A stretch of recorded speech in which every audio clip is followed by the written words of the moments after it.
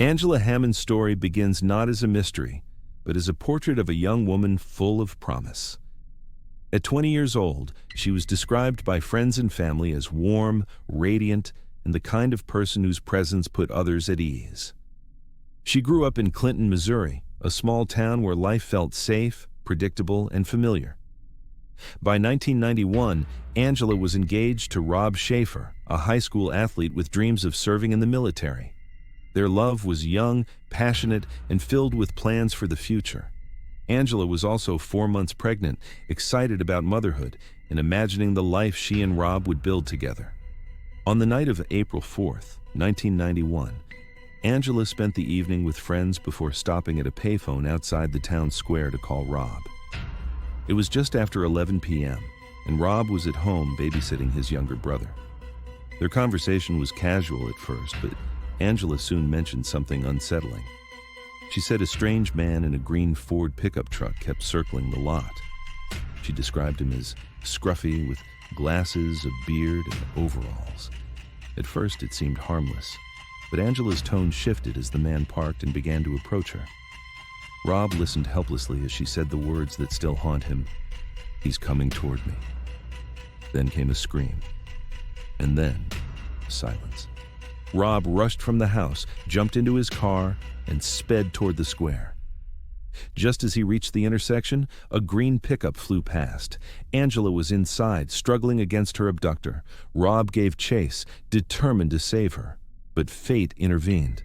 His transmission failed, his car broke down, and in that moment, Angela disappeared into the night.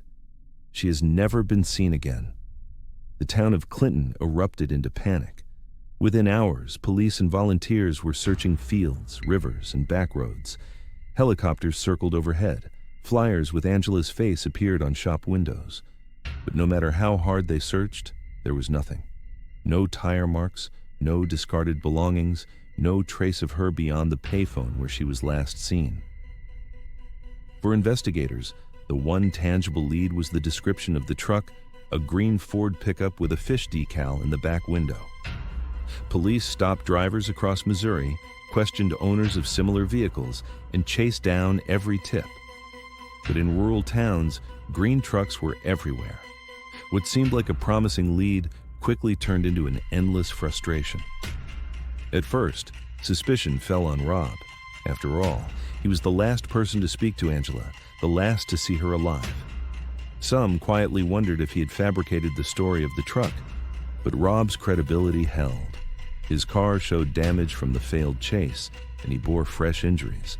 Witnesses in Clinton confirmed the truck's presence, and Angela herself had described her abductor to him in real time. He was ruled out not a suspect, but a young man carrying the unbearable guilt of not saving the woman he loved. As the weeks went by, investigators began to see disturbing patterns. Angela's disappearance was not the only one. In January of that same year, 42-year-old Trudy Darby was abducted from a convenience store in Max Creek, 90 miles away. Her body was later found near the Little Niangua River. In February, 30-year-old Cheryl Kenney vanished after leaving work in Nevada, Missouri, just 70 miles from Clinton. She was never found. 3 women, 3 months, all in rural Missouri. The similarities were chilling. All were taken from public areas late at night. All involved suspicious vehicles. Witnesses reported men who seemed to be watching, lurking. The possibility that Angela's disappearance was connected to a serial predator could no longer be ignored. Residents began coming forward with their own unsettling stories. A woman recalled seeing a green truck circling parking lots days before Angela vanished. Another remembered a man loitering at the same payphone weeks earlier, as if rehearsing.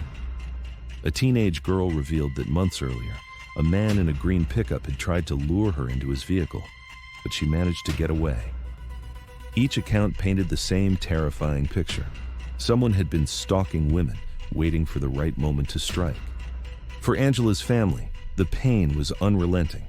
Her mother, Marcia, appeared on television, organized vigils, and pleaded with the public to keep Angela's name alive. "She's not just a missing person," she said. "She's my daughter. She's a sister." She was about to be a mother. Her younger brother, Chris, was too young to fully understand then, but he grew up under the weight of her absence. Later, he would say, "Oh, I feel like I lost part of my childhood that night." Everything changed. In 1994, two brothers, Marvin and Jesse Cheney, were convicted of murdering Trudy Darby. Their brutality shocked Missouri. Investigators wondered if they were also behind Angela's abduction. But while they confessed to Trudy's murder, they denied involvement in Angela's case. No evidence ever tied them to Clinton that night. Over the years, other suspects emerged, men with violent histories, some who had once owned green pickups. But each lead collapsed.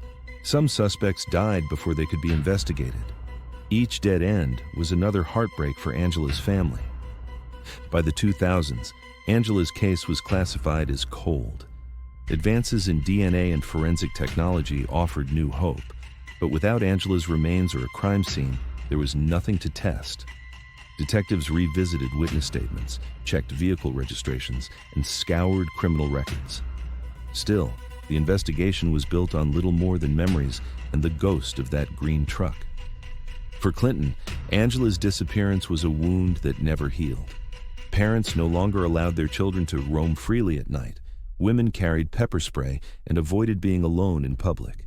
The town's sense of safety was gone. And yet, each April, the community gathered for vigils, candles flickering in the dark, refusing to let Angela's name fade from memory.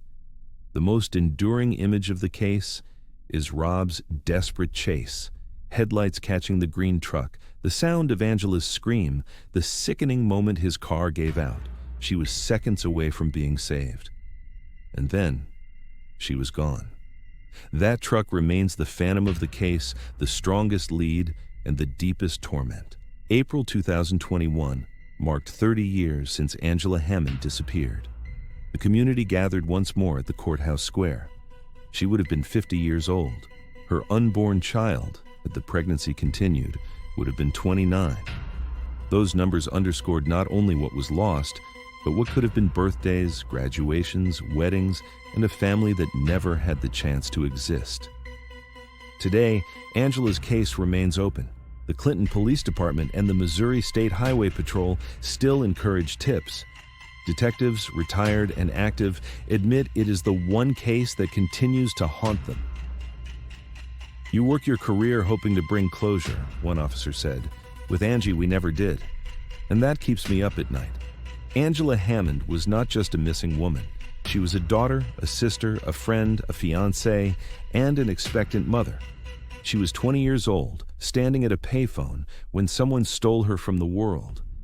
Her story is not only about the night she vanished, it is about decades of unanswered questions, a family's endless grief, and a community's refusal to forget. It is about a green truck roaring into the night and the silence it left behind. If you've stayed with this story, remember Angela Hammond. She wasn't just a case file, she was loved, she was missed, and she deserves to be found. If you have any information, reach out to the Clinton Police Department or the Missouri State Highway Patrol. Even the smallest detail could matter. And for us here, as a community, let's keep her story alive. Share it. Comment with your thoughts and theories, because every time Angela's name is spoken, she is remembered. Like this video if you believe cold cases deserve answers. Subscribe to Evidence Uncovered for more true crime stories that demand to be told. And above all, never forget Angela Hammond.